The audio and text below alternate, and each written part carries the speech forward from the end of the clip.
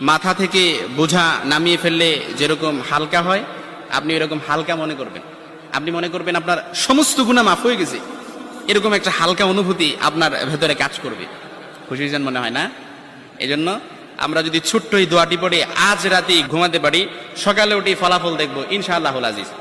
আমি যদি আপনাদেরকে হাদিসের টেক্সট শোনাই, হযরত যায়েদ রাদিয়াল্লাহু তাআলা আনহু থেকে বর্ণিত, রাসূল সাল্লাল্লাহু আলাইহি সাল্লাম বলেন, হাদিসের স্পষ্ট ন্যারেশন হচ্ছে, যে ব্যক্তি রাত্রিবেলা 3 বার এই দোয়াটি পড়ে ঘুমিয়ে যাবে, সকালে উঠে আল্লাহ তাআলা তার সমস্ত গুনাহ মাফ করে দিবে।